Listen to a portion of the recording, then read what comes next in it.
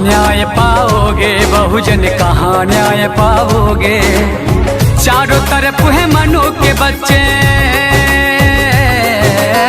चारों तरफ है मनु के बच्चे, बन के न्याय के दाता बैठे जहाँ जहाँ जाओगे। कहाँ न्याय पाओगे, बहुजन कहाँ न्याय पाओगे। कहाँ न्याय पाओगे, बहुजन कहाँ न्याय पाओगे। चारों तरफ है मनु के बच्चे, बन के न्याय के दाता बैठे जहाँ जहाँ जाओगे। कहाँ न्याय पाओगे, बहुजन कहाँ न्याय पाओगे। कहाँ न्याय पाओगे, बहुजन कहाँ न्याय पाओगे।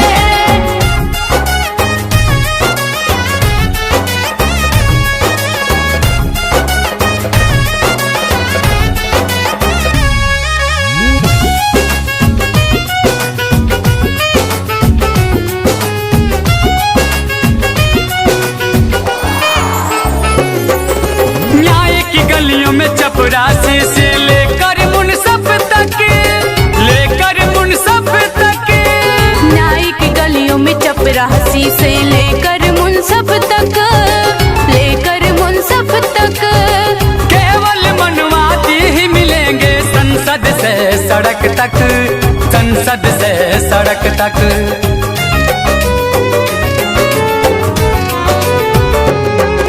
न्याय की गलियों में चपरासी से लेकर मुनसफ तक, केवल मनवादी ही मिलेंगे संसद से सड़क तक, संसद से सड़क तक।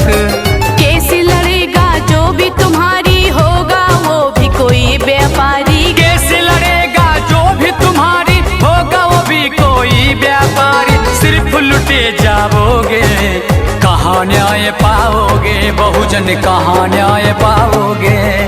कहाँ न्याय पाओगे, बहुजन कहाँ न्याय पाओगे। कहाँ न्याय पाओगे, बहुजन कहाँ न्याय पाओगे।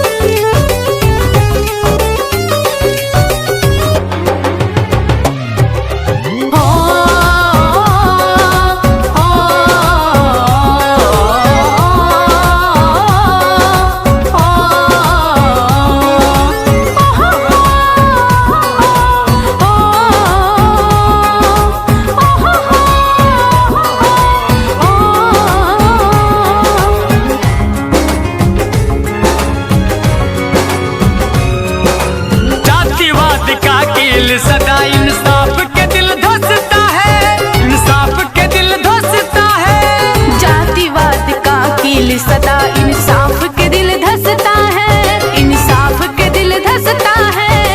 दोष हो चाहे ना हो पर बहुजन ही सदा पिसता है, बहुजन ही सदा पिसता है।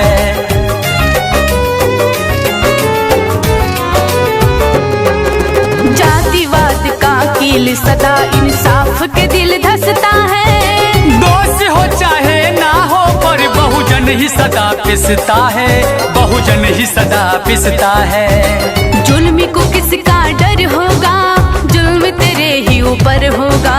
जुल्मी को किसको डर होगा, जुल्म तेरे ही ऊपर होगा। जेल तुम ही जाओगे, कहाँ न्याय पाओगे, बहुजन कहाँ न्याय पाओगे। कहाँ न्याय पाओगे, बहुजन कहाँ न्याय पाओगे।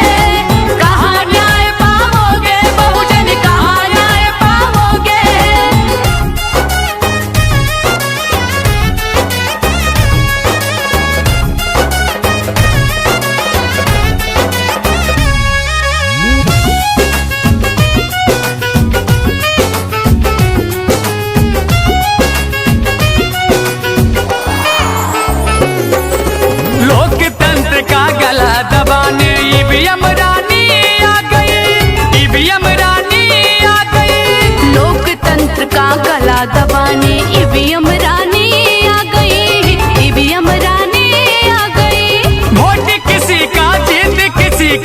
खूब जादू दिखला रही, खूब जादू दिखला रही।